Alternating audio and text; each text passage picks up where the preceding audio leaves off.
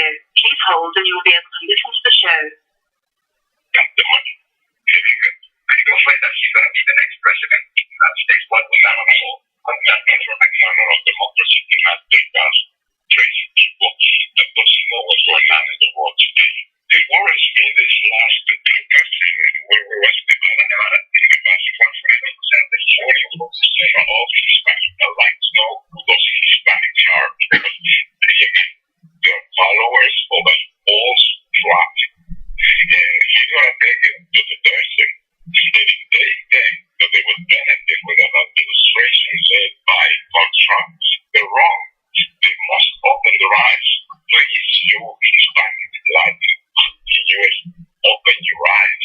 It's not to defend our race. It's not to defend our breed. It's to defend this very same nation that is hosting you.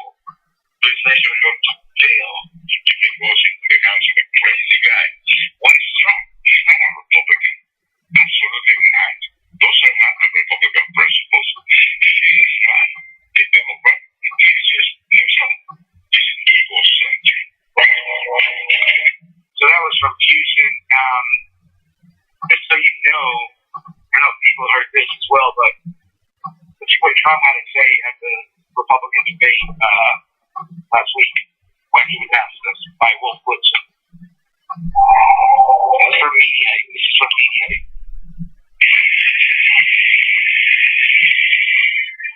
Your campaign, as you all remember, began with the idea of building a wall along the southern border, about 315 miles southwest of where we are right now. You said the Mexican government will pay for it. Right. The spokesman for the current president of Mexico said that will never happen. The last two presidents of Mexico saying that will never happen. In fact, the former president of Mexico, Giuseppe Fox, he said today, and I'm quoting him, he said, I'm not going to pay for that effing wall. So if you don't get an actual check from the Mexican government for 8 or 10 or $12 billion, whatever it will cost, how are you going to make them pay for the wall? I will, and the wall just got 10 feet tall. First of all, people saw him make the mistake. I saw him use the word that he used. I can only tell you, I would have used even half of that word. It would have been national scandal. This guy used a filthy, disgusting word on television, and he should be ashamed of himself, and he should apologize, okay?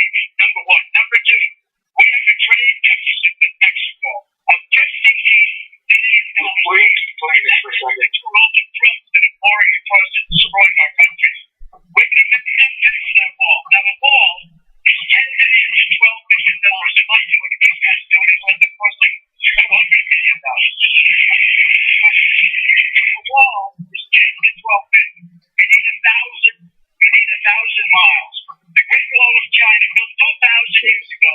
2,000 is 13,000 miles. We need 1,000 because we have a lot of natural barriers. We can do it for 10 to 12 minutes. A real wall. This is a wall that's a heck of a lot higher than the ceiling you're looking at. This is a wall that's going to work. Mexico will pay for it because they are not doing us any favors. They could stop all of this illegal trade if they wanted to immediately. Mexico will pay for the wall. It's a small portion of the kind of money that we lose and the deficit. Let's hear it. Let's hear it. What's that? Oh, good stuff. You start a trade war with Mexico. Well, you know, I don't mind trade wars when we're losing $58 billion a year. You want to know the good? We're losing so much. We're losing so much to Mexico and China. In China, we're losing $500 billion a year. And then people say, oh, don't we want to trade? I don't want to trade. But I don't want to lose $500 billion. I don't want to lose $58 billion. Mexico just took Carrier Corporation, maker of air conditioners. They just took Ford. They're building a $2.5 billion plant. They just took Nabisco from Chicago. And I always said not having Oreos anymore, which is too much. But they just took a big plant from Nabisco into Mexico.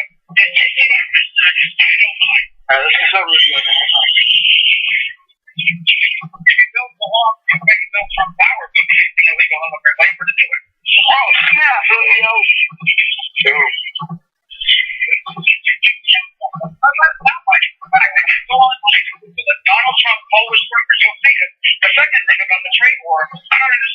your tie. What do you think is made in Mexico and in China? Oh, snap, Rubio. Oh, he thinks that I can record. Okay, this is America. But you don't know nothing about this issue. Oh, but this is America. Let me just say, you occur. China. So everybody can take it with the card. They devalue their currencies to such an extent that our businesses cannot compete with them. Our workers lose their jobs. I don't know how much about it. I don't know anything about bankruptcy for Oh, snap, Rubio. Oh, snap. All right. Damn, Daniel. I know. That's crazy. All right, so listen, we kind of give you guys all the context. So before we bring in Professor Nuno, Stephen Nuno, but what you heard the last couple minutes was former Mexican President Vicente Fox, of all people, Christian, of all people, dropping the F-bomb. That's completely, Vicente Fox is one of those complex Mexican politician people that, is probably partly to blame for a lot of the political and social and economic problems that Mexico's have. But putting that aside, the irony of that aside, everyone heard that, and then everyone heard Trump's response. And the fact that Trump was like, you think that's my watch? It's hilarious. It's just hilarious. I had it all the way around. But let's just give it up for a second for Marco Rubio. Just give it up for a second. Yeah. I was kind of surreal because I was like almost cheering for this guy, at the debate. I was like, I had to stop myself for a minute. That is amazing. So listen, why don't we bring on because we're going to talk a little bit about the Latino numbers, claims that were made, kind of break this down a little bit longer. So, Professor Stephen Nuno, how are you? Hey, good. How's it going? How are you? Good. So we've given up on the Oscars because there's been that weight in the Australian accent going, and so it's like we need to start talking with people that don't have, Australian accents. So you're on with Christian and Julio on Latino Rebels Radio. And so listen, David, you were one of the first when you wrote your piece for NBCNews.com last week, I believe.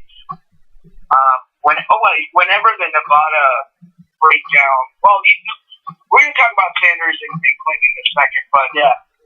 But let's talk about the Trump claims. So to give this some context, obviously we just played the Vicente Fox smackdown and the Trump response, and there's a lot of signals that would suggest that Donald Trump, if he were to become the Republican nominee, that his Latino support would be actually pretty low. But what do you think? What have you seen? How do you explain all this? How do you explain the Nevada caucus? Let's talk about that first. The claim that he got 40. I think it was. He said 46% of Latino Republicans, but it's actually 44. So what can you share? Well, okay. So first of all, this has gone on. Every cycle. The problem is that the data collection that's going on up there, with regards, especially to the exit poll, is it has been a problem since we've been looking at exit polls, and particularly since they've done enough to pull out Latinos out of their samples. And what we've seen for the last 15 years that I've been working on my PhD, and the last 8 years of doing research on all this, is they simply are not they're not sampling Latinos correctly. So the simple kind of explanation of this is anytime you do a poll, you need to make sure that the folks that are answering the questions in the exit poll are representative of the people that they're asking questions about, right? So if you want to know what Latinos think, then the people you ask questions to should reflect the data experiences of the universe that you're trying to make predictions about. And the exit poll systems don't do this. What they do is they concerned about the state in general. And so when they do their sampling and they select the precincts to represent Nevada, those precincts tend to overwhelmingly be not in Latino neighborhoods, not Latino precincts. And so think of it this way: if you're a Latino and you grow up in, say, a white neighborhood, you're not going to have the same political views as a Latino who grows up in a Latino neighborhood. And the problem with that is that Latinos, because of the way minorities are segregated in the United States is a very diverse country, but it's also a very segregated country. So, if you're African American, there's a 90% chance that you live next to another African American. If you're Latino, there's about an 80% chance that you live next to another Latino. So, who you live next to will influence your political views. And so, when you're looking at progressive culture, you're really looking at a lot of Latinos who have white neighbors. And so they tend to reflect their white neighbors. So, in 2004, when people said that 44% of Latinos voted for Bush, looking at precincts, most of these precincts are heavily Cuban, South Florida, and obviously don't represent the communities of Latinos in general. So that's the first thing that should know is that how we measure Latino attitudes is flawed unless you're looking at polls that are specifically targeted Latinos. So explain that, just to talk about that point before we get into the numbers. So basically what you're saying is that even within the Latino population, that if you're kind of widowed, it kind of gets more limited. It makes a lot of sense that by the time you're getting to that granular level, like let's say a state like Nevada, your sample is just so it's not reflective and it's not deep. It's not that large. Right. What they're doing is, they haven't released which precincts that they chose, but say like a state like Texas in 2014, they released the precincts that they sampled in Texas, and it was about 24 precincts that they used to make their prediction, and none of the precincts that they had chosen were even in the valley of Texas. And anything about Texas, if you want to know anything about what Latinos think of Texas, you have to be grabbing Latinos in the valley, or else you're not going to get a representative of the Latinos in Texas. And so the same thing with Nevada is once you figure out where they got these precincts from, the odds are that they got precincts that are majority white neighborhoods.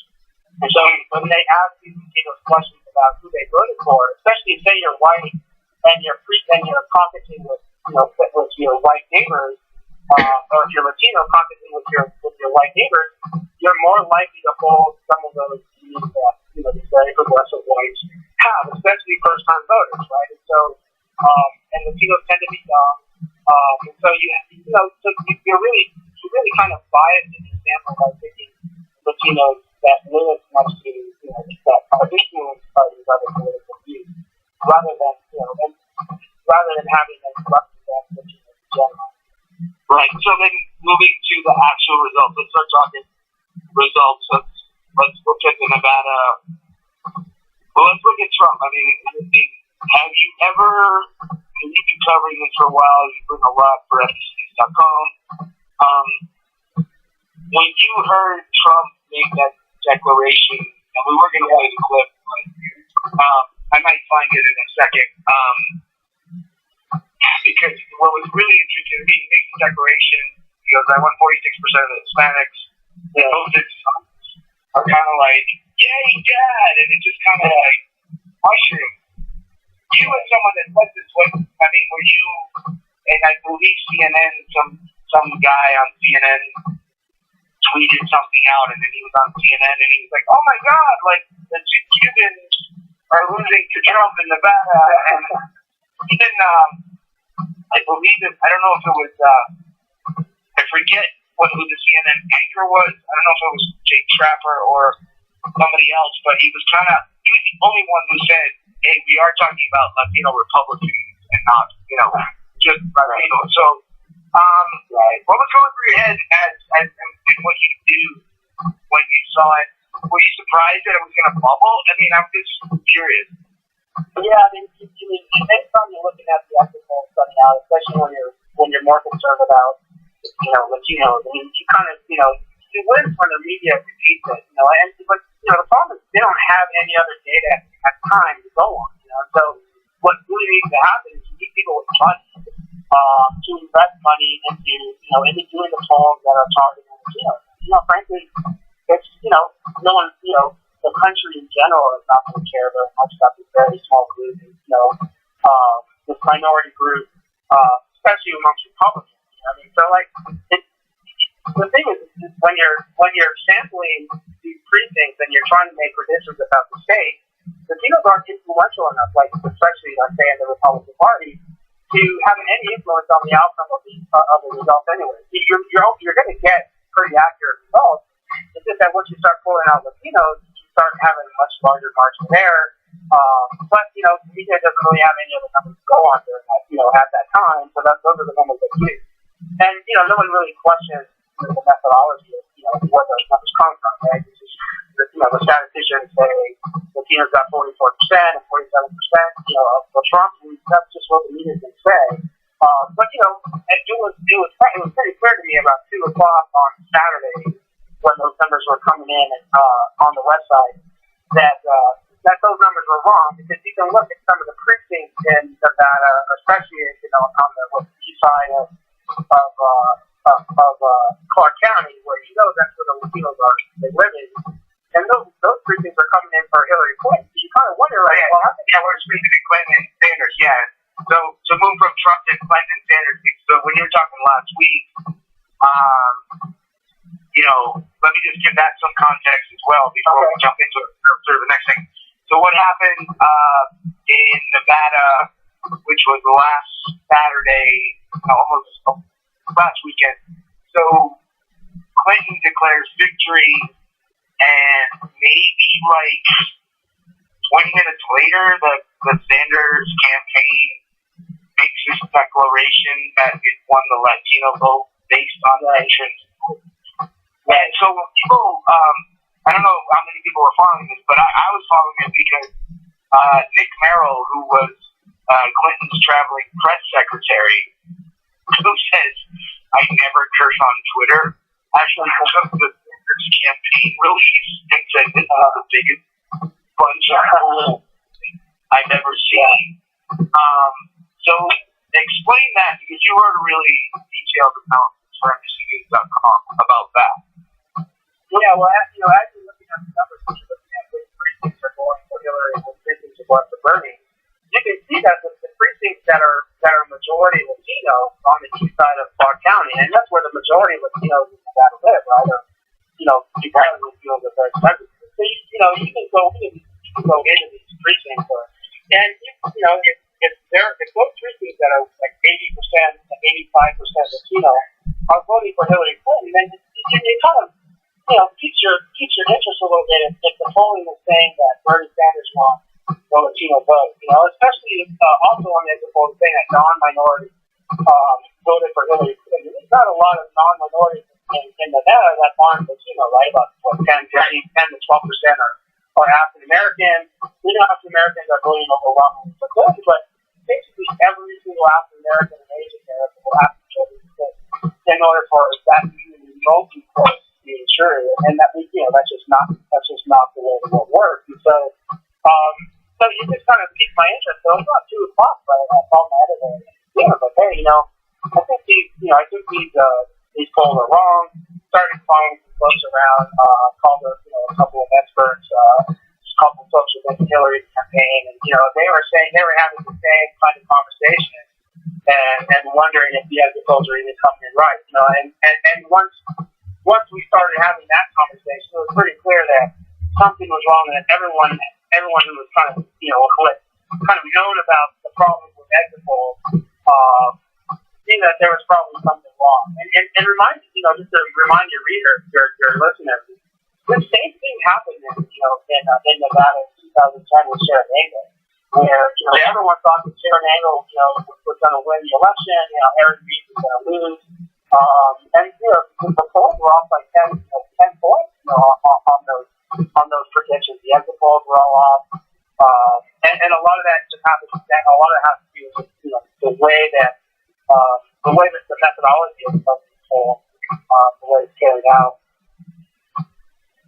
So let's look. All right. So looking at these entrance and exit polls, obviously there are a lot of issues. There's a tradition of asking the wrong Latinos, or putting the right Latinos, right? So that's a bigger issue, right? And so and then in instances where you try to get some of that entrance exit data and analysis, and I don't knock the work of a group like Latino Decisions, because I know the co-founders very well. They're now hired by the Clinton campaign, so I as a try not to use their data, because in the end you can offer all the disclaimers to the world. You're trying to get data that's going to benefit your campaign, and things that I remember the New York Times didn't report it and all that. But anyway, so there's an issue there, but looking at more national trends and national polls. So for example, the Washington Post Univision poll that I believe came out on the day of the debate, I believe it was Thursday of last week, where it's clear that Trump wouldn't even get, and this is the Washington poll, Univision, it was about 1,200. There wasn't a breakdown between Democrats and Republicans, so I don't know what the sample is, but I kind of feel like, it's not 50 people being asked this question. Right. Because it was interesting. So a couple of clear takeaways from the national would suggest that a Trump would perhaps be the worst Republican candidate to gain the Latino vote. I mean, since Bob Dole in 1996. So, which is ironic in itself, because in 1996, Christian, Bill Clinton was proudly running as the Democratic president who deported more people than anyone in the history of the United States, and made Bob Dole into sort of this amnesty-loving immigrant, lover. Which is so anyway. But you're looking at the polls. I mean, there's clear indication that amongst Latino Republicans, at least in the Washington poll, that Rubio is clearly ahead. In the 30s, he's the most competitive against Sanders and Clinton. If he were to become the nominee, and this is all with Latino voters, and someone like Trump wouldn't even reach 20% with, I believe, 60% with Clinton and like 90% with Sanders in a head-to-head with if they went.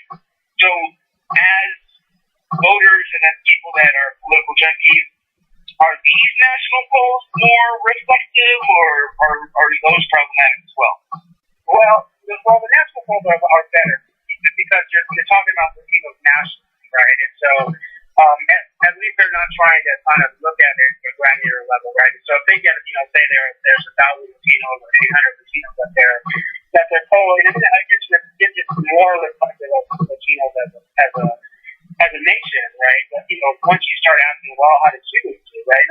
Then it starts getting problematic. But I'd say it's more reflective of Latinos, nationally, which is which contributes to the skepticism about when you look at things like at the state level. We all know that there are state-specific kind of factors involved, but once you kind of match up the national numbers and then kind of start looking at the state numbers, and they're so inconsistent with each other, then those are the kinds of things that kind of pique your interest and kind of raise your the questions about how accurate the poll is specifically in Nevada. And keep in mind, Baltimore, as he did with he probably did worse, because we're relying on the same exit poll numbers that were using for Bob Dole in '96 are the same methodology that was used, that's still being used today, 20 years later. So, right. That's a good point. And the point being is that everyone. Well, I have a question about turnout, but I didn't know if Christian had any questions, because I want to kind of, before we get we're talking with Stephen Nuno, he's NBCNews.com contributor, political junkie, associate professor at Northern Arizona University. Knows all things Latino politics, looking at it from more of the numbers game, and a good friend. So it's all good. And it's actually written a couple pieces for LatinoRebels.com. So he has done everything for us, And we talk. We've been talking like this probably at least online since like 2011. But Christian, do you have anything that comes to mind for Steven? Because I do have one more question before we have the conversation. I want to give you an opportunity to chime in. Yeah, I do. I do have to stay on the show. Appreciate it. Thanks. So obviously there's a lot of issues with exit polls. Stemming from this whole conversation that we've been talking for the last few minutes. So what polls should the American people be looking at? Are there any polls that are going to be close to realistic out there? Well, it depends.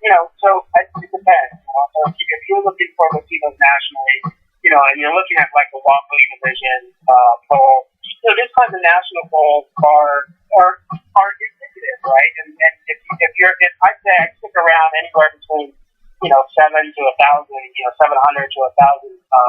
Latinos being interviewed, that makes it more representative than some of the other polls. I know you guys have, the caveat that the two principles of Latino decisions are working for Hillary. I went to grad school with Matt Guerrero, and we've been friends for a long time. And so I also want everyone to know that, right? So that my own biases or whatever are, It's also yeah. And it's not like we don't use. I mean, whenever we mention Latino decisions, we always say right now their co-founders are working for the Clinton campaign. I don't think that I don't think it. And I just want to make sure before you make your point, so people are clear. We're not questioning their results. We're just saying it's hard. So with a poll like that, when you know that the people behind it are working with the Clinton campaign, so the journalists, it's hard. But Well, what were you going to say? I wear many hats now, right? And I'm trying to write for NBC. I know Gary and Matt, and I've written for Latino Decisions too. And that's why, when I'm calling people up on Saturday, I'm looking for someone who's knowledgeable about these ethical, but who also doesn't know the people that I know. And so, I ended up calling up a guy named Francisco Pedraza, and Francisco, he's a great guy, and he knows this stuff too. And so it's hard for me too, right? It's trying to come up with some unbiased, or at least some perceptively unbiased information about this, because really, there's not a whole lot of people that make a living off of polling Latinos, right? And so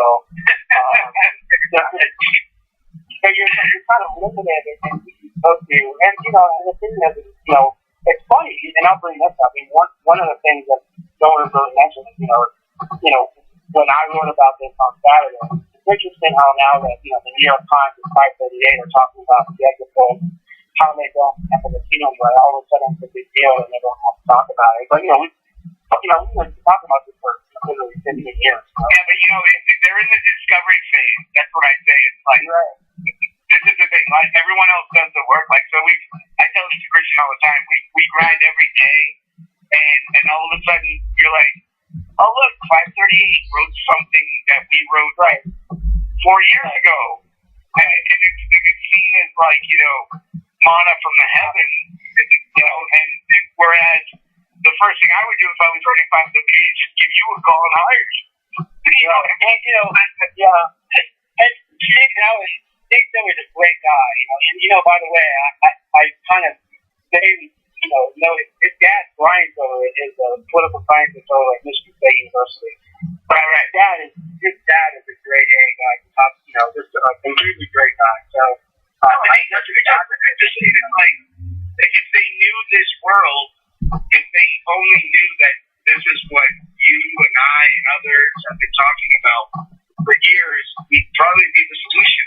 But anyway, moving to the last question, because I think the other point that I like to use, even though they're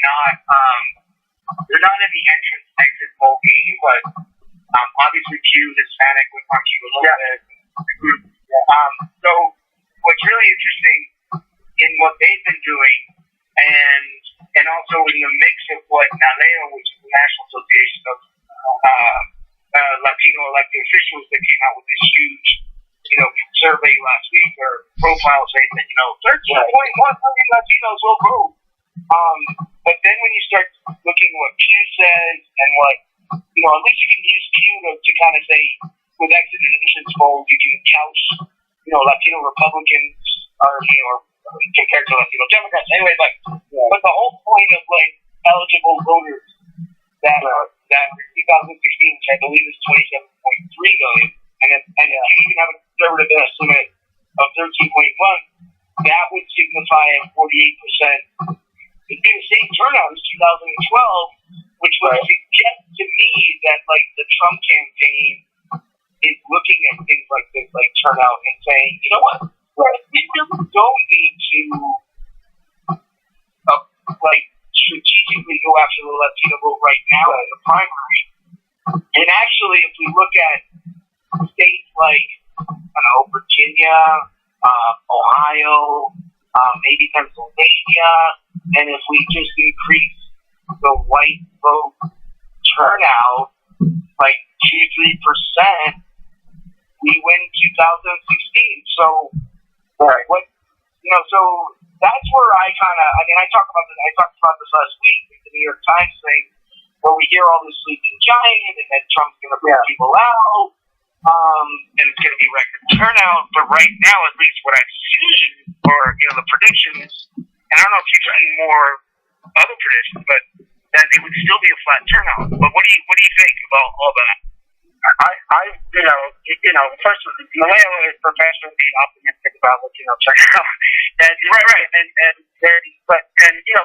here's the thing: is one of the kind of perverse things about this election is, ironically, a Trump candidacy could get Latinos to turn out in higher numbers, right? And so two ways to get people to turn out is to anger them, but also to scare them, right? So Prop 187 in 2004, 2005, 2006, that era when Pete Wilson, Latino registration numbers exploded in California, and here in Arizona with SB 1070, more Latinos have been coming out and registering as well, and a lot of it has to do with the frustration and the anger and the fear that comes with people targeting their community, right? And so, kind of ironically, a Trump candidate can have the impact of motivating Latinos to finally coming out and turning out to vote and to register. The problem with that is that Latinos have poor resources. There's not a whole lot of institutions in place to mobilize Latinos, and so it's really tough to get Latinos out there. I mean, the Republicans have been using this strategy for the last 30 years, right? That it's worth it. It's worth bashing Latinos and losing, say, 15% of the Latino vote. Then if you're going to anger enough white, you're going to get, even if you got a 1% decrease in the white vote, you're going to outnumber, with more white voters than you will if you had gained that Latino voters. And Latino voters are way more expensive to go after, right? So because, there's 30% of Latinos speak Spanish, 70% of Latinos are bilingual. There's just a more, many of them are first-time voters. Those people are just much more expensive to get their votes rather than just convincing white voters who are already voting to come over to the Republican side from the Democratic side. So, face a lot of structural kind of barriers when it comes to turnout, and they just don't have the same sort of institutions like the African Americans. We've literally been working at this for 200 years, right? Trying to establish the institutions to get those in place to mobilize Black voters, because it's literally in many instances, a matter of right to death for Black voters, right? So, Latinos are still working on that, and it's going to continue to be disappointing. But someone like Trump might be able to influence Latinos to finally come out and outdo the position on that. What if it's not Trump? All right, there's two scenarios before we end this. Two scenarios, really quick. What if it's not Trump and then it's a Marco Rubio? Would that help Republicans? you know, there's arguments out there, right, that common cultural connections, right? I mean, Bush is the same thing with Bush, right? If he understands you culturally, he understands Latinos, and that's important, especially for white candidates to do, right? To create this cultural connection, or at least kind of openness to that. Can Rubio do that? It's interesting, I mean, it's interesting to see. We've never seen a candidate like Rubio come out and campaign in Spanish. Here's the thing that I think Rubio gives hope to the Republican Party. I think Rubio's best asset as a Cuban and as a Spanish-speaking candidate, I think his best asset for the GOP is not in Latino voters, but it's in moderate white voters. I think that he can be very effective in convincing moderate whites that, okay, they're not racist, or I'm voting for a Hispanic guy. Look how great he speaks Spanish, and it looks good to moderate whites, right? And I think where kind of Rubio might be beneficial to the GOP. It's not so much in Latinos, but really kind of could be important in convincing moderate whites. You say like Indiana. So if you look at the numbers in Indiana in 2012. Latinos probably tilted the election in Indiana. We just don't have the proof of the numbers to do it. But if you kind of look at it, Latinos were very important in Indiana. Well, Marco Rubio could offset that by having enough moderate whites turning out to offset the number of Latinos that are coming. Maybe about 6% of the voters in Indiana are Latino. Right. Those are the kinds of states that Marco Rubio can be very influential. Like you said, Virginia, Iowa, where there's a lot of enough Latinos where it looks good for moderate whites to have a Latino speaking Spanish and kind of having this kind of kumbaya feel, right. And then so then on the flip side, let's say Trump's a nominee, he doesn't take a Rubio or a Cruz as a VP, right? Goes a different way, but then Clinton picks Castro or someone, what is that? Like, does Julian Castro help with turnout? Does Julian Castro kind of add more like impetus for, and specifically sort of Mexican, voters of Mexican American Democrats come out and be like, it's against Trump, and we have a Mexican American candidate for VP. So yeah. Here's the thing with Julian Castro. He doesn't help me with Texas. And it looks good. I mean, it looks good for the Democratic coalition. The Democratic coalition is, progressive white, African Americans, Latinos, and minorities, right? And so they need to at least kind of pay homage to that, right? But Castro as a candidate, most of the purple states that were battleground states 8 years ago, like Nevada, like Colorado, like New Mexico, like these are now more or less blue states, and I don't know where Castro helps you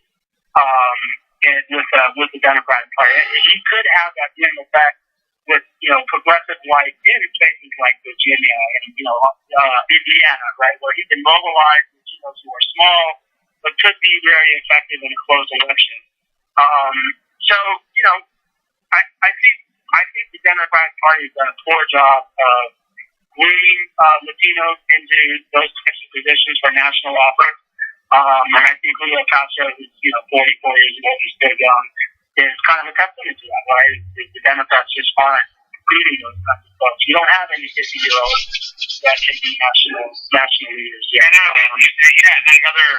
like there are other established Latinos, but Javier Becerra, Luis Gutierrez, but that's just not the choices that he would be doing. That's the other thing, right? Many of the Latino leaders that we see, like Grijalva and Gutierrez, these people are kind of locked into, minority majority districts, right? And so the reason why they're in power is because they're in minority majority districts.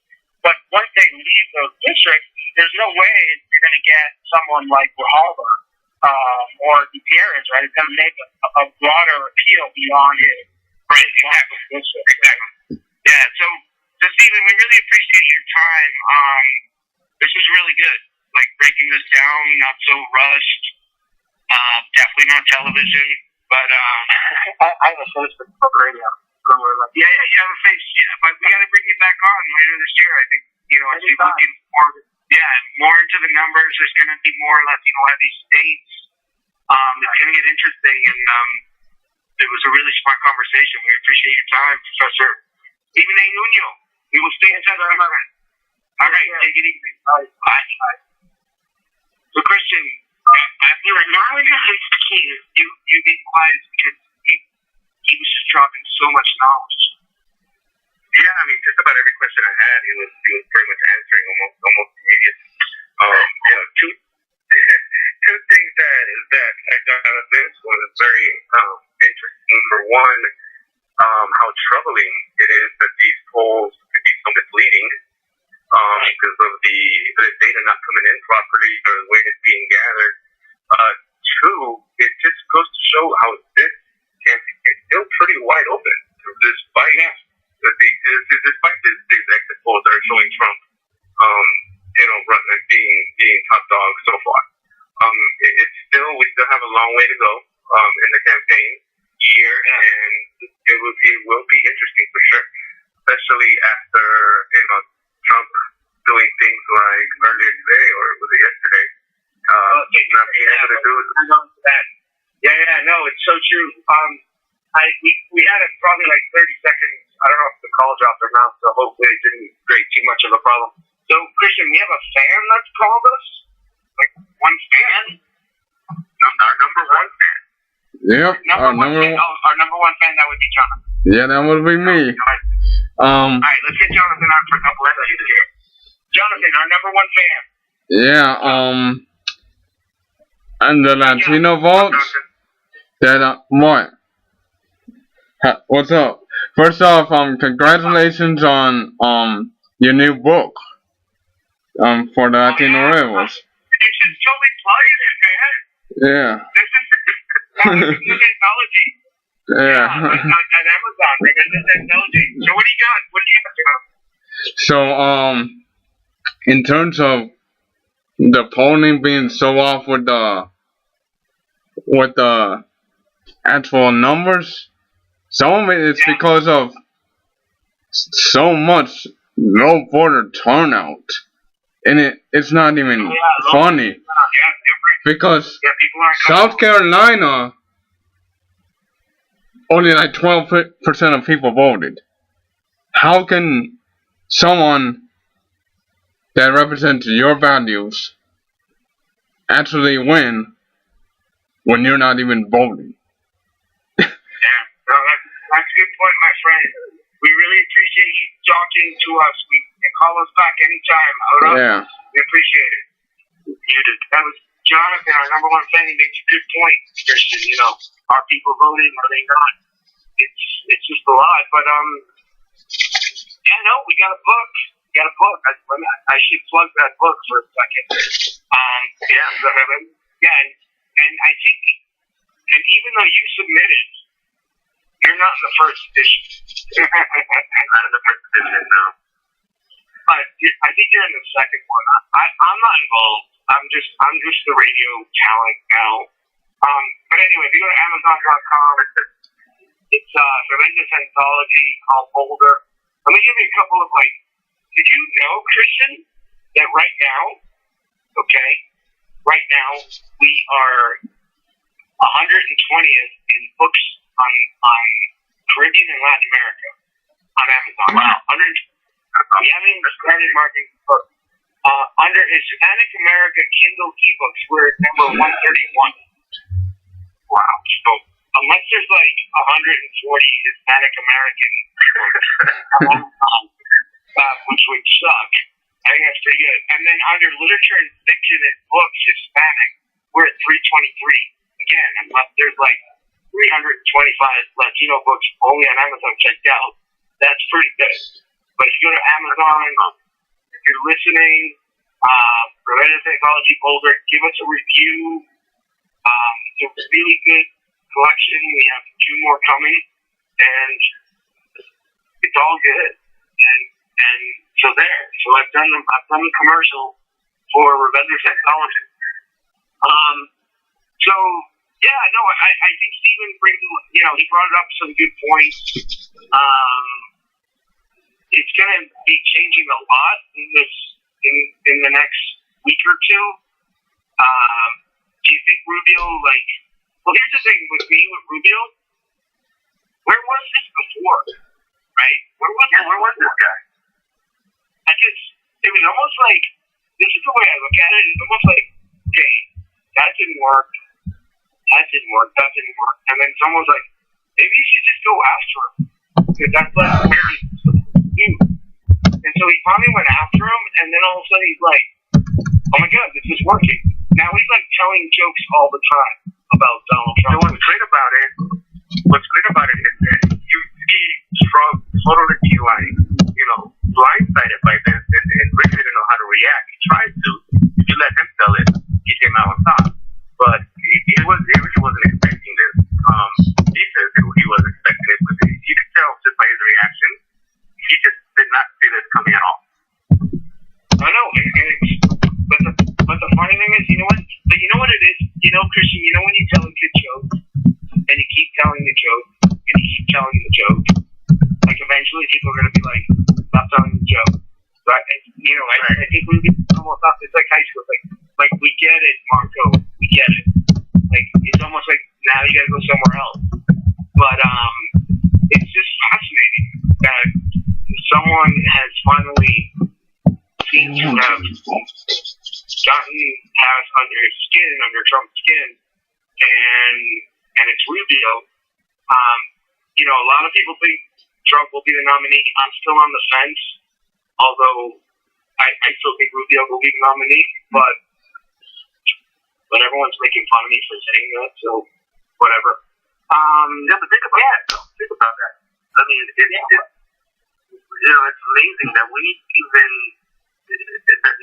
nowadays, we're even considering a Latino, despite whatever party he's from, being a nominee for presidency. That's crazy. Yeah, no, and it shows you how much the world has changed. Yeah, no, we talked about that at the town hall mixer as well. I think this whole what makes someone Latino, that discussion just needs to go away. People can have different political opinions, but they're still Latino, right? So, I would never tell Marco Rubio that that's how he wants to identify him if he wants to speak in Spanish. Although he downplayed it a little bit in the Republican race, but if he becomes a Republican nominee in a general election, he's going to be doing more soy Marco Rubio y apruebo este mensaje, talking in Spanish. He'll be talking about Cuba.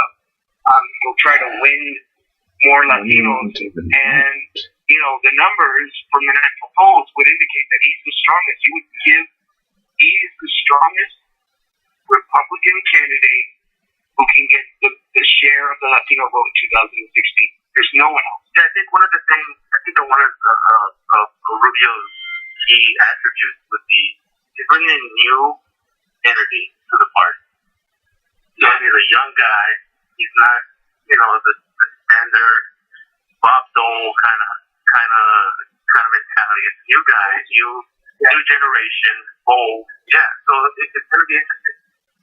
Yeah, no, this is going to be interesting. And it's just, I don't know. I don't know where it's going to go. I mean, I don't know where it's going to go. What I will say, the last point, the people that have tweeted me this week predicting that Donald Trump would get 40% of the Latino vote in a general election, please stop. Don't drink. Don't day drink. Please, don't drink and tweet. Please. No, it's serious. Don't do drugs and then tweet. Because it's not going to make you look good. There's no way. Interesting. Yeah, I don't know if he's going to get that. I mean, we got the taxes thing coming up as well. He's refusing to release that. Both Rubio and Cruz have already released theirs. Like I always said, there's probably 50% of Latinos there's 15% of Latinos in this country who agree with Donald Trump. I'm not going to deny. But to have people tell me that he's going to get 30 to 40% of the Latino vote because he got it in Nevada, when that's not in the Republic, You know, I'm like, don't drink and sweet tea. Don't drink and sweet. Listen, this shit is not realistic. I know, seriously, just don't drink and sweet. That's all I'm asking. You know, it's not a good thing because you start saying ridiculously silly things, and then it's just not good for anybody. So this was another great show. If you missed it, we're gonna be on SoundCloud in the next half hour. It'll be up on iTunes. We had Stephen Nuno. We had a smart conversation. Again, always a pleasure. Always a pleasure. I mean, you're not as lovely and beautiful as Sharice, but we take it. You know. And we're gonna have a couple of surprises. We're gonna have a couple of surprises in the next couple of weeks. Latino Rebels Radio. We stayed Rebelde. Check out Rebelde Anthology Boulder. We're gonna close out with La Plebe and Venas Abiertas. I'm just gonna crank it out. Julio Ricardo Vareno with Christian Enriquez.